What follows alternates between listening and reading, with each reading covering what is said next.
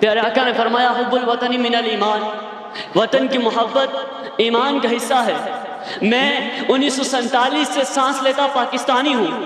میں نے اس وطن کو بنتے دیکھا ہے، اس کی تراشی ہوئی امیدوں کو ٹھنتے دیکھا ہے، میں نے ہجرت کا عزم اٹھاتے دیکھا ہے، میں نے جناح کے ساتھ قدموں کو قدم ملاتے دیکھا ہے، میں نے ٹکڑوں میں بڑھتے ہوئے دیکھا، ٹرینوں میں کٹتے ہوئے دیکھا، میں نے وفا کی پرچموں کی مانند سروں کو لٹکتے ہوئے دیکھا۔ میں نہیں بھاگا، نہ ہی میرے اجداد بھاگے۔ وقت تیزی سے بڑھتا گیا، کرپشن کا سلسلہ بڑھا، غربت کا مرحلہ بڑھا۔ جو محنت کش قوم کہلاتے تھے وہ خودکش قوم کہلائے، جو سومنات کے قاتل تھے وہ سونے سے بہلائے گئے۔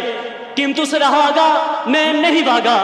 پھر مجھے غلامی سکھائی گئی، مجھے غلامی سکھائی گئی، مجھے یورپ کی ترقی دکھائی گئی۔ مجھ سے کہا گیا کوئی زندگی کا نیا سلیقہ لاؤ، اس وطن میں کچھ نہیں رکھا، جاؤ جاؤ جاؤ، یورپ جاؤ، انگلینڈ جاؤ۔ میں نے عزم کیا، میں نے فیصلہ کیا، رکوں گا، 100 بار گرائیں گے 100 بار اٹھوں گا۔ ارے امیر بن کر اس وطن کی جڑیں کھریدنے سے اچھا تھا کہ میں پھل و سبزی بیچتا، یہ وطن بیچنے سے اچھا تھا۔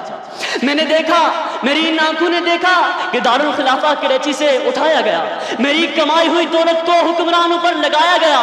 میری اس قوم نے عیاش حکمرانوں کو جنتے دیکھا ہے، میری ان گناہگار آنکھوں نے بنگلہ دیش بنتے دیکھا ہے۔ بن گیا ڈاکہ، مگر میں پھر بھی نہیں بھاگا۔ میں ڈاکٹر عبدالقدیر خان بن گیا اور اپنا فرض نبھاتا رہا۔ میں عبدالستار عیدی بن گیا اور اس ملت کے کام آتا رہا۔ میں رضا ساکی مصطفی بن گیا اور اس قوم کو سمجھاتا رہا۔ مجھے بسوں سے اتار اتار کر مارا گیا، مجھے شجرے کھنگال کھنگال کر مارا گیا۔ میں تبدیلی کی امنگ، انتہائی کرم، خوشیوں کی نسیم بن گیا۔ میں ہارون طارق، بابر علی، معین عرفہ بن گیا۔ میں اقرار الحسن، وسیم بادامی، یاسر شامی بنا اور کہنے لگا تیرے گناہوں کے پاپوں کو سر بازار پھوڑ جاؤں گا، تیرے گناہوں کے ان پاپوں کو سر بازار پھوڑ جاؤں گا، مثل ابراہیم ظلمت کے ان بتوں کو توڑ جاؤں گا، اور لشکر لشکر لشکر کریں گے۔